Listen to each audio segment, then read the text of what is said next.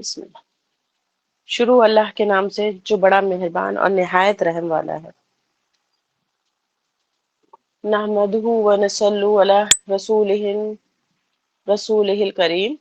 رب اشرح لی صدری ویسر لی امری واحلل عقدۃ من لسانی یفقهوا قولی۔ رب یسر ولا تعسر وتمم بالخیر وبک نستعین۔ اللہم صلی علی محمد وعلی آلہ وصحبہ وبارک وسلم۔ السلام علیکم ورحمۃ اللہ وبرکاتہ۔ جیسا کہ ہم ایک اہم کتاب کا مطالعہ کر رہے ہیں جس کا ٹاپک ہے حیا اور پاک دامنی، اور ہم اپنا فرسٹ مطلب پہلا باب پورا کر چکے ہیں اور ہم دوسرے باب کو سمجھنے کی کوشش کر رہے ہیں۔ اور آج میں اس کتاب کو شروع کرنے سے پہلے یعنی ایک شعر سے اسے شروع کرنا چاہوں گی۔ شعر یوں ہے: حیا سے سرخ چہرے کا وہ نکھرنا یاد رہتا ہے، گناہوں سے جو رک جائے وہ کردار یاد رہتا ہے۔ اور ایک اور: چمک چہرے کی اڑ جاتی ہے جب پاکیزہ روح کھو جائے، حیا زیور ہے مومن کا اسے ہرگز نہ کھونے دیں۔ جیسا کہ ہم جانتے ہیں اور ہم پڑھ چکے ہیں کہ حیا ایمان کا حصہ ہے۔ نبی کریم صلی اللہ علیہ وسلم کی مشہور حدیث ہے، جس انسان میں حیا نہیں اس کا ایمان بھی مکمل نہیں ہو سکتا۔ حیا صرف آنکھوں کی نہیں ہوتی، ہم لوگوں کو یہ بھی بتائیں کہ حیا صرف پردہ کرنے یا آنکھیں نیچی رکھنے کا نام نہیں ہے۔ حیا ہماری سوچ میں، ہماری زبان میں اور ہمارے اخلاق میں بھی ہونی چاہیے۔ اور پاک دامنی کا مطلب ہے کہ ہمارے کیریکٹر کو صاف اور پاک رکھنا۔ جس سماج میں پاک دامنی ہوتی ہے وہاں پر جو ہے نا برائیاں اور گناہ بدچلنی ختم ہو جاتی ہے۔ آج کے دور میں اس کی بہت ضرورت ہے۔ سوشل میڈیا اور انٹرنیٹ کے اس دور میں جہاں بے پردگی اور فحاشا عام ہو رہی ہے، وہاں اپنے دل اور نظروں کی حفاظت کرنا ہی پکی یا سچی پاک دامنی ہے۔ تو ہمارا کل ٹاپک جو تھا بد نظری زخم کو گہرا کرتی ہے۔ اب ہم اس سے آگے چلتے ہیں۔ بد نظری سے بوڑھے بھی محفوظ نہیں ہیں۔ زنا کے عمل سے بہت سے لوگ بچ جاتے ہیں کیونکہ ان کے لیے بڑے اہتمام کرنا پڑتے ہیں۔ اول تو جس سے زنا کرنا چاہے وہ راضی ہو، دوسرا مناسب موقع و ماحول میسر ہو، تیسرا تنہائی بھی ہو، ورنہ ڈر لگتا ہے کہ اگر کسی کو خبر ہو گئی تو عزت خاک میں مل جائے گی۔ اس لیے شریف اور عزت دار لوگ ان میں کم مبتلا ہوتے ہیں۔ اگر پیشے ور عورتوں سے زنا کرنا چاہیں تو مال پیسہ پانی کی طرح بہانا پڑتا ہے۔ اس کے علاوہ ایڈز، آتش سوزاک جیسی خطرناک بیماریوں کا ڈر لگا رہتا ہے۔ اس کے خلاف بد نظری والے گناہ کی اس میں سامان کی ضرورت ہی نہیں ہوتی، نہ ہی اس میں بدنامی کا ڈر ہوتا ہے، کیونکہ اس کی خبر تو اللہ ہی کو ہے اور کی نیت کیسی ہے۔ وہ بوڑھے جو عملی طور پر جمع کی قدرت بھی نہیں رکھتے، وہ بھی بد نظری کے گناہ میں مبتلا ہو جاتے ہیں، بلکہ ان میں گناہ کی حسرت کوٹ کوٹ کر بھری ہوتی ہے۔ بقول شاعر: جوانی سے زیادہ وقت پیری جوش ہوتا ہے، بھڑکتا ہے چراغ صبح جب خاموش ہوتا ہے۔ بعض لوگوں کا جسم بوڑھا ہوتا ہے، دل جوان ہوتا ہے، وہ ہر وقت جوانی کو یاد کرتے ہیں۔ پیری تمام ذکر جوانی میں کٹ گئی، کیا رات تھی کہ ایک کہانی میں کٹ گئی۔ کچھ کی ٹانگیں قبر میں پہنچ جاتی ہیں، کمر جھک جاتی ہے، پھر بھی انہیں جوانی کی تلاش ہوتی ہے۔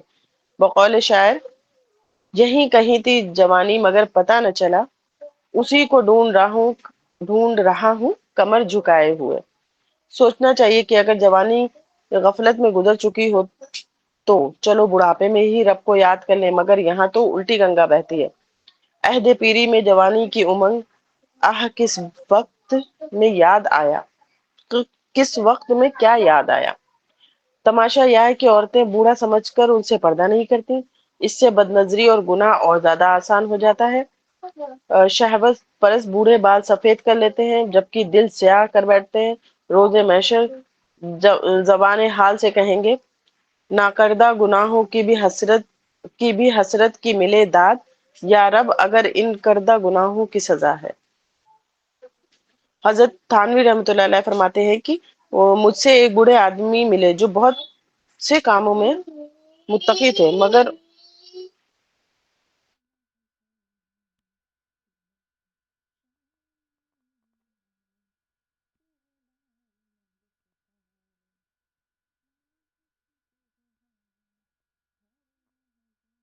رحمۃ اللہ علیہ فرماتے ہیں کہ مجھے ایک بوڑھے آدمی ملے جو بہت سے کاموں میں متقی تھے، مگر انہوں نے اپنی حالت بیان کی کہ میں غیر محرم کی للچائی نظروں سے دیکھنے میں مبتلا ہوں۔ بد نظری کا کتنا نقصان ہے کہ ایک بوڑھا آدمی قبر کے کنارے تک پہنچ جاتا ہے، مگر یہ خطرناک مرض ساتھ لگا رہتا ہے۔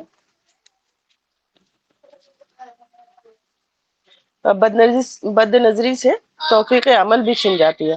حضرت شیخ الحدیث مولانا محمد زکریا رحمۃ اللہ علیہ فرماتے ہیں بد نظری نہایت ہی مہلک مرض ہے۔ ایک تجربہ تو میرا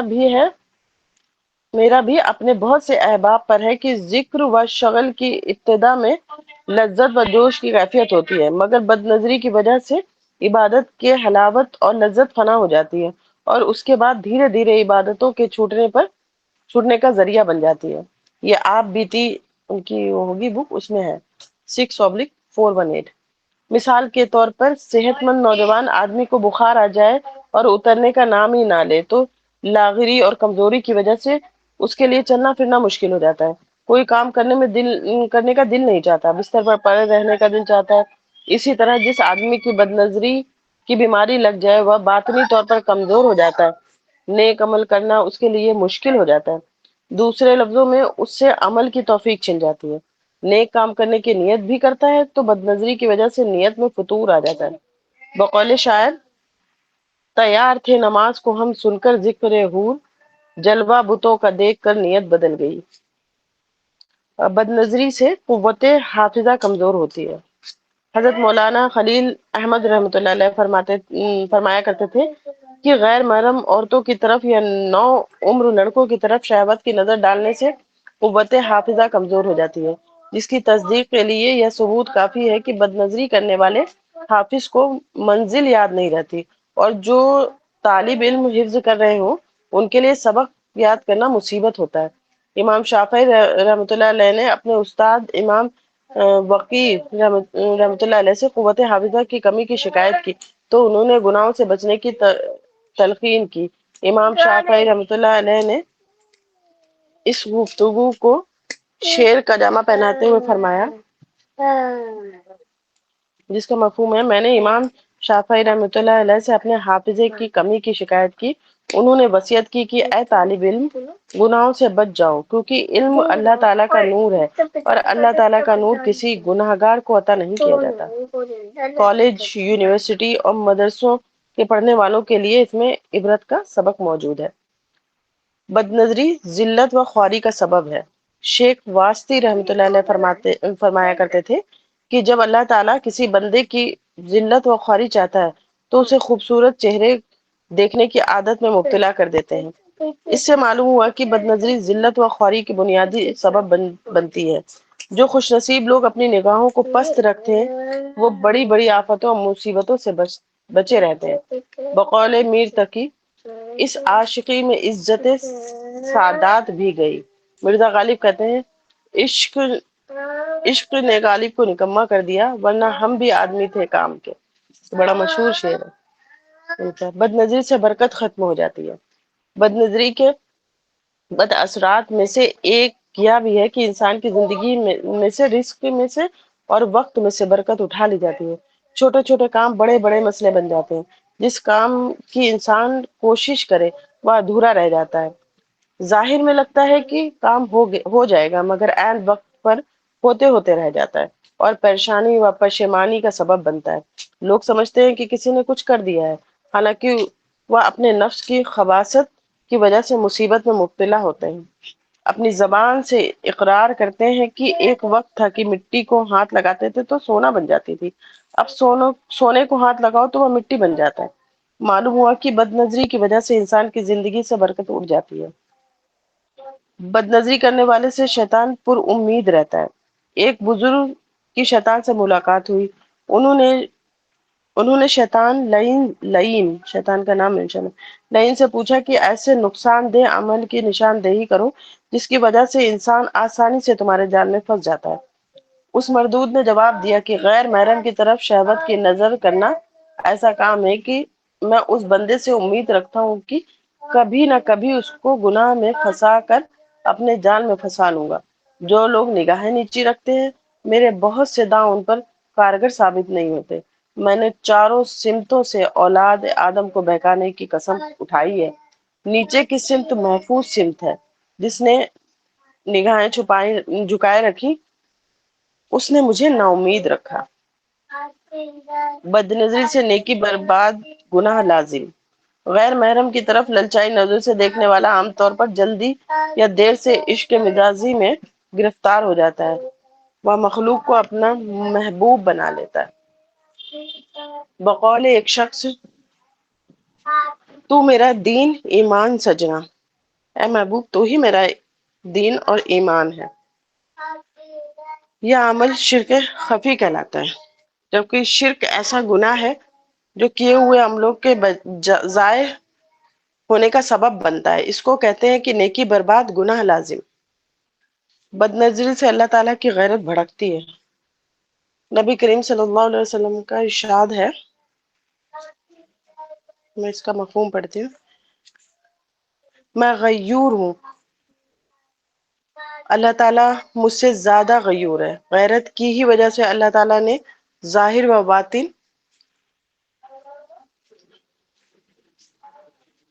و باطن فوارش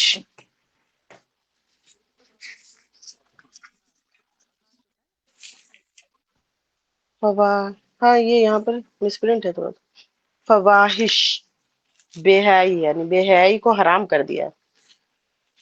بد نظری فحش کاموں کی جڑ ہے، جو اس کو کرتا ہے اللہ جل شانہ کی غیرت آتی ہے، اپنے دربار عالی سے اس کو ملعون و مردود کر دیتے ہیں۔ بد نظری کرنے والے کو اپنی رحمت سے دور کر دیتے ہیں۔ جو لوگ نیک بن کر زندگی گزارنا چاہتے ہیں، وہ بد نظری سے بچیں تاکہ اللہ تعالیٰ کی رحمت سے قریب ہوں۔ بد نظری کرنے والا ملعون ہوتا ہے۔ حدیث پاک میں ہے، یہ بیہقی کی مشکات میں ہے 270۔ اللہ مفہوم بتا رہی ہوں، اللہ تعالیٰ لعنت برسائے دیکھنے والے پر اور دیکھنے کا موقع دینے والی پر۔ جو لڑکیاں بن سور کر بے پردہ گلی بازاروں میں گھومتی پھرتی ہیں اور جو لوگ ان کی طرف للچائی نظروں سے دیکھتے ہیں، وہ دونوں اللہ تعالیٰ کی لعنت کے حقدار بنتے ہیں۔ یہ کتنا بڑا نقصان ہے کہ بد نظری کرنے والا گناہ کرنے کے دوران انسان اللہ تعالیٰ کی رحمت سے دور ہوتا ہے اور لعنتیں برسنے کا سبب بنتا ہے۔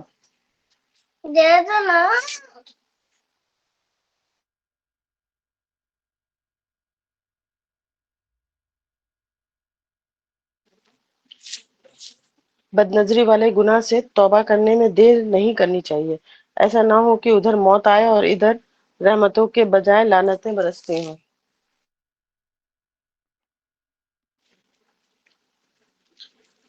یہ دنیا و آخرت کا خسارہ ہے اور واضح خسارہ ہے۔ بد نظری کو لوگ ہلکا سمجھتے ہیں۔ بد نظری اگرچہ بڑا گناہ ہے، مگر اکثر لوگ اس کو ہلکا سمجھتے ہیں، اس لیے بے دھڑک اس گناہ کو کرتے ہیں۔ یہ گناہ اول جوانی میں شہوت کے غلبے کی وجہ سے کیا جاتا ہے، پھر ایسا مرض اور روگ لگ جاتا ہے کہ قبر کے قریب پہنچنے تک نہیں جاتا یہ۔ لہٰذا یہ گناہ ہلکا نہیں ہے، بلکہ یہ بڑی مصیبتوں میں سے ایک ہے۔ بد نظری سے بدمعاشی تک۔ حافظ ابن قیم رحمۃ اللہ علیہ فرماتے ہیں، حوادث کی ابتدا نظر سے ہوتی ہے، جیسا کہ آگ اور شعلے کی ابتدا ایک چنگاری سے ہوتی ہے، اس لیے شرمگاہ کی حفاظت کے لیے نظر کی حفاظت ضروری ہے۔ انجوال کافی میں یہ لکھا ہوا ہے۔ جو لوگ بد نظری کرتے ہیں وہی بدمعاشی کرتے ہیں۔ جو لوگ اپنی نظر کو آزاد چھوڑ دیتے ہیں، ان کی شرمگاہ بے قابو ہو جاتی ہے، پھر انسان کو فحش کام کرنے پر مجبور کر دیتی ہے۔ بس معلوم ہوا کہ آنکھ ابتدا کرتی ہے اور شرمگاہ انتہا کرتی ہے۔ بد نظری سے جسم میں بدبو۔ حضرت شیخ الحدیث مولانا محمد زکریا رحمۃ اللہ علیہ فرماتے ہیں، یہ جو مجرب یعنی آزمائی ہوئی چیز ہے کہ بد نظری سے کپڑوں میں تعفن یعنی بدبو پیدا ہو جاتی ہے۔ بد نظری کتنا ملحق مرض ہے کہ اس کا اثر فوری طور پر ظاہر ہوتا ہے، یہاں تک کہ جسم اور کپڑوں سے عجیب قسم کی مہلک بو آنے لگتی ہے۔ اس کے مقابلے میں جو لوگ اپنی نگاہوں کو پاکیزہ بنا لیتے ہیں اور پاک دامنی کی زندگی گزارتے ہیں، ان کے جسموں میں خوشبو آتی ہے۔ حدیث پاک سے بھی اس مضمون کا ثبوت ملتا ہے۔ نبی کریم صلی اللہ علیہ وسلم کے جسم میں اطہر سے اتنی خوشبو آتی تھی کہ صحابہ کرام رضی اللہ عنہ محسوس کر لیتے تھے کہ نبی کریم صلی اللہ علیہ وسلم اس راستے سے گزرے ہیں۔ ایک روایت میں آیا ہے کہ ام سلیم رضی اللہ عنہا بچوں کے ذریعے نبی کریم صلی اللہ علیہ وسلم کے پسینے کے قطرے شیشی میں جمع کروا لیتی تھی، پھر جب ان کو خوشبو میں ملاتی تھی تو خوشبو میں اضافہ ہو جاتا تھا۔ یہی بات ہے سیدنا صدیق اکبر رضی اللہ عنہ میں دیکھی گئی۔ سیدنا عمر فاروق رضی اللہ عنہ فرماتے تھے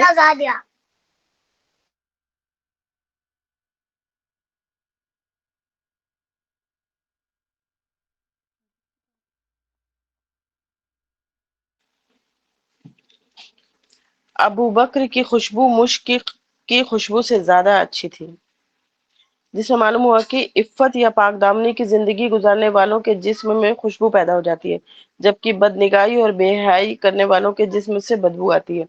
یورپ و امریکہ کا سفر کرنے والے اس کا مشاہدہ کرتے ہیں کہ انگریز دیکھنے میں گورے چٹے، صاف کپڑے، صاف ستھرے، اور مگر جہاز میں ساتھ والی سیٹ پر بیٹھ جائیں تو عجیب سی بدبو ان کے جسم سے آ رہی ہوتی ہے۔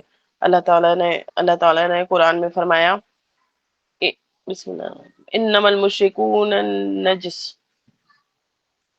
بے شک مشرکین نجس ہوتے ہیں۔ ساری دنیا جانتی ہے کہ گندگی میں بدبو ہوتی ہے اور زیادہ کچھ کہنے کی ضرورت نہیں۔ بد نظری کی نقص سزا، بد نظری کی ایک قسم یہ ہے کہ کسی کے مکان کے سوراخ، کھڑکی یا دروازے سے دیکھا جائے۔ حدیث پاک میں اس پر سخت وعید آئی ہے، یہاں تک کہ گھر والوں کو اختیار دیا گیا ہے کہ جھانکنے والے کی آنکھ پھوڑ دو۔ نبی کریم صلی اللہ علیہ وسلم نے فرمایا، یہ حدیث ہے ان کی، ابن کثیر میں ہے 270/3، اگر کوئی بغیر اجازت تمہارے گھر میں جا کے تو تم اس کو کنکری اٹھا کر مارو جس سے اس کی آنکھ پھوٹ جائے تو تم پر کوئی گناہ نہیں۔ بدنظری کی وجہ سے قرآن بھول گیا۔ امام جوزی رحمۃ اللہ علیہ اپنی کتاب تلبیس ابلیس میں لکھتے ہیں کہ ابو عبداللہ ابن اجلہ کہتے ہیں کہ میں کھڑا ہوا ایک خوبصورت عیسائی لڑکی کو دیکھ رہا تھا کہ اتنے میں ابو عبداللہ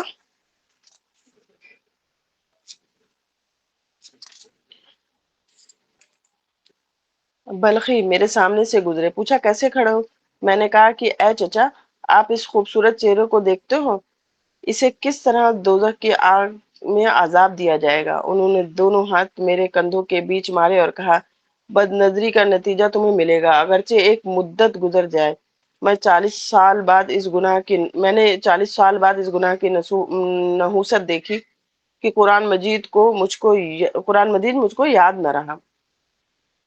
ابو الادیان کہتے ہیں کہ میں اپنی استاد ابو بکر دقاق کے ساتھ جا رہا تھا، ایک نوعمر لڑکے کے چہرے پر میری للچائی ہوئی نظر پڑی تو شیخ نے فوراً بھاپ لیا، فرمایا کہ تم اس کا نتیجہ پاؤ گے۔ میں کچھ عرصے بعد قرآن پاک بھول گیا۔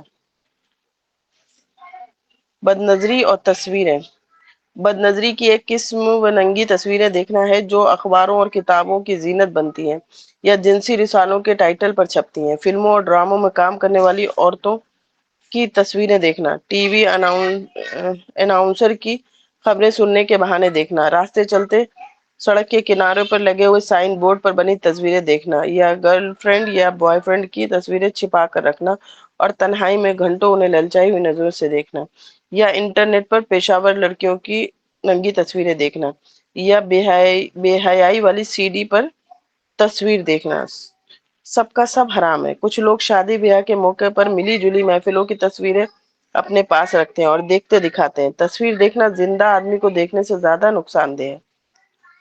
راستہ چلتے ہوئے غیر محرم کی ایک ایک چیز کو اتنی باریکی کے ساتھ دیکھنا اتنی باریکی کے ساتھ نہیں دیکھا جا سکتا جتنی باریکی کے ساتھ آپ تصویر کو دیکھ سکتے ہیں یا تصویر کو دیکھنا ممکن ہے۔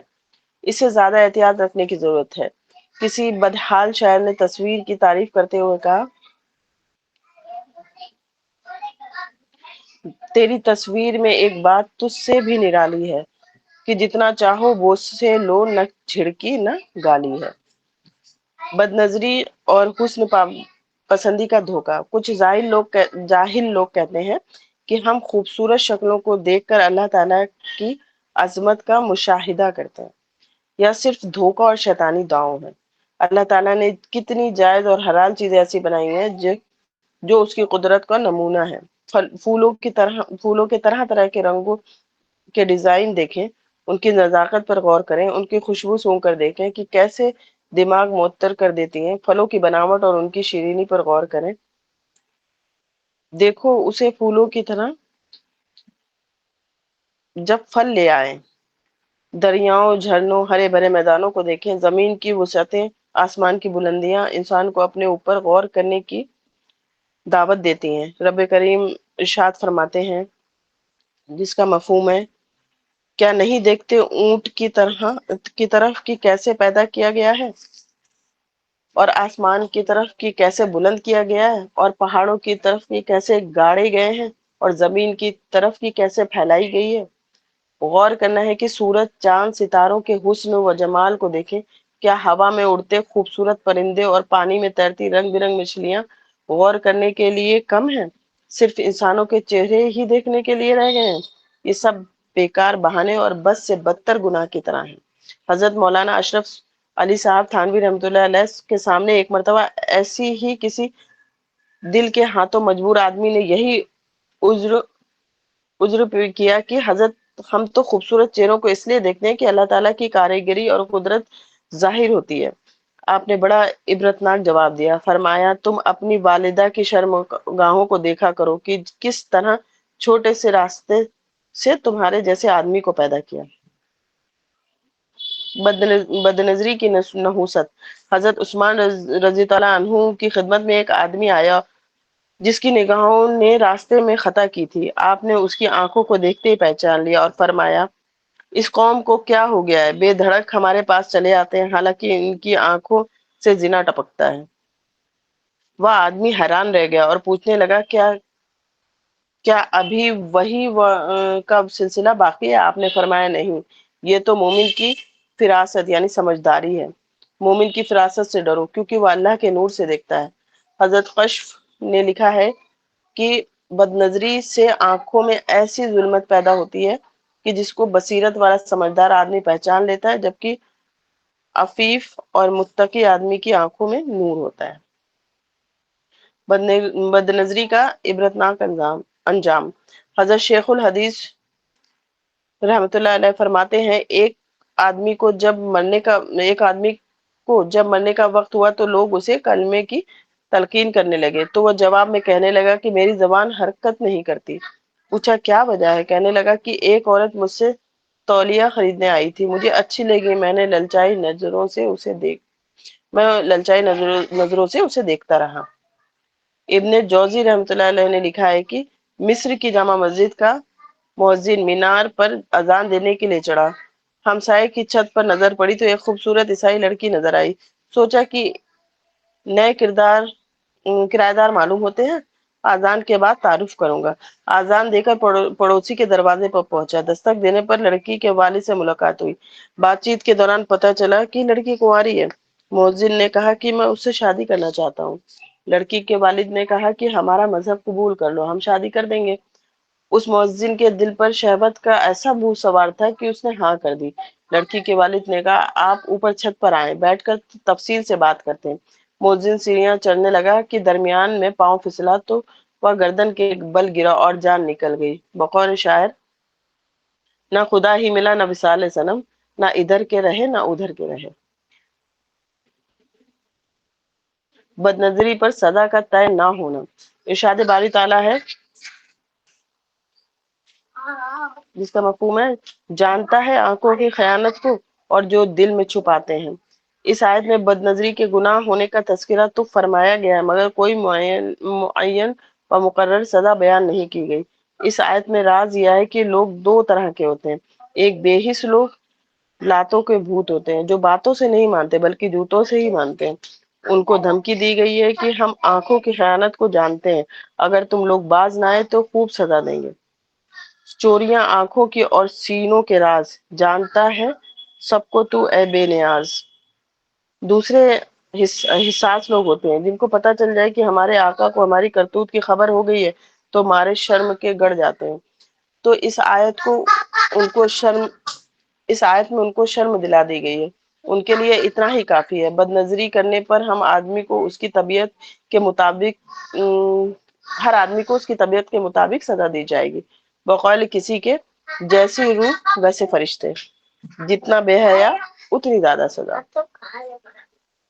بد نظری کا اثر دل پر. حضرت اقدس تھانوی رحمۃ اللہ علیہ فرماتے ہیں کہ دل کا گناہ بد نظری سے وجود میں آتا ہے. بہت سے لوگ غیر محرم عورتوں اور نو عمر لڑکوں کو للچائی نظر سے دیکھتے ہیں تو دل میں ان کے نقش و نین کی چھاپ لگ جاتی ہے.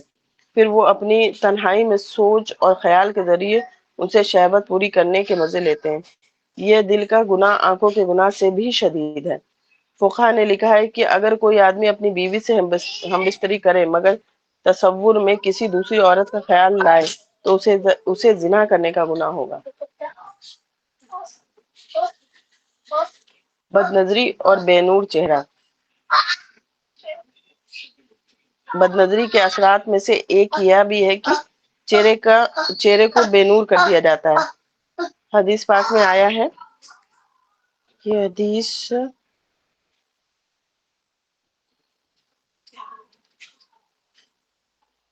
الترغیب اور ترہیب 37/3، جس کا مفہوم ہے نبی کریم صلی اللہ علیہ وسلم کا ارشاد ہے کہ یا تم اپنی نگاہیں نیچی رکھو گے اور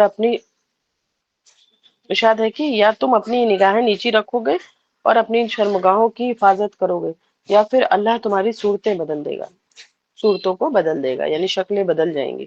شکل بدلنے کی ابتدا یہی کہ چہرے کو بے نور کر دیا جائے. خوبصورتی کے باوجود چہرہ بے رونق ہو جائے. بد نظری سے پرہیز پر انعام. جو آدمی اپنی نگاہوں کی حفاظت کرے اسے آخرت میں 2 انعام ملیں گے. ایک، ہر نگاہ کی حفاظت پر اسے اللہ تعالیٰ کا دیدار نصیب ہوگا. سبحان اللہ. دوسرا انعام یہ کہ ایسی آنکھیں قیامت کے دن رونے سے محفوظ رہیں گی. حدیث پاک میں ہے، الترغیب و الترہیب، یہ حدیث ہے 34/3، جس کا مفہوم ہے نبی کریم صلی اللہ علیہ وسلم نے ارشاد فرمایا کہ ہر آنکھ قیامت کے دن روئے گی سوائے اس آنکھ کے جو خدا کی حرام کی ہوئی چیزوں کو دیکھنے سے بند رہے، اور وہ آنکھ جو خدا کی راہ میں جاگتی رہے، اور وہ آنکھ جو خدا کے خوف سے روئے. وہ ان میں سے مکھی کے سر کے برابر آنسو نکلے، یعنی چاہے مکھی کے سر کے برابر تھوڑا ہی آنسو نکلے. بد نظری میں ہمت بھر احتیاط. بد نظری والے گناہوں سے بچنے کے لیے ہر ممکن احتیاط کرنی چاہیے. مردوں کے لیے صرف غیر محرم عورتوں کو دیکھنے کی بات ہی نہیں ہے. اگر محرم عورتوں کو دیکھنے سے شہوت ابھرے تو ان کی طرف بھی نہ دیکھیں. نو عمر لڑکوں کی طرف بھی نہ دیکھیں، بلکہ اگر کسی مرد کے چہرے کو دیکھ کر گناہ کا خیال پیدا ہو تو اس کے چہرے کو دیکھنے سے بھی پرہیز کریں. یہی معاملہ عورتوں کا ہے کہ ان کے لیے صرف غیر مرد ہی دیکھنا منع نہیں، بلکہ اگر کسی لڑکی کا چہرہ دیکھ کر دل میں چھپی شہوت بیدار ہوتی ہو تو اس کی طرف بھی نہ دیکھیں.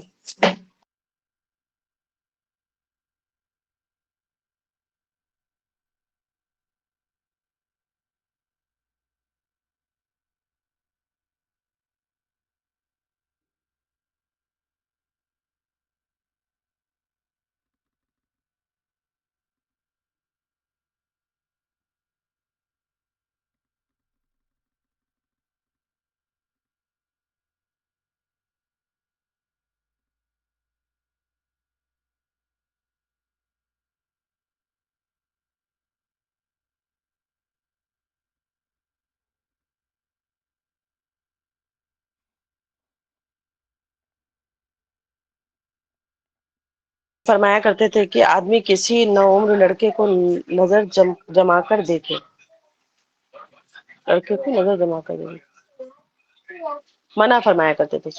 حضرت ابو ہریرہ رضی اللہ عنہ منع فرمایا کرتے تھے کہ آدمی کسی نوعمر لڑکے کو نظر اٹھا کر یا جما کر دیکھے.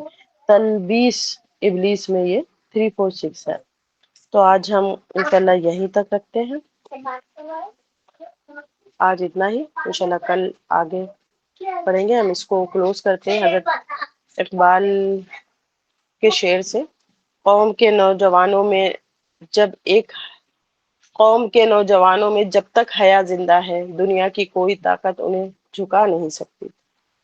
دعا کے ساتھ اس کو کلوز کرتے ہیں۔ سبحان اللہ و بحمدہ، سبحانک اللہم و بحمدک، اشہد ان لا الہ الا انت، استغفرک و اتوب الیک۔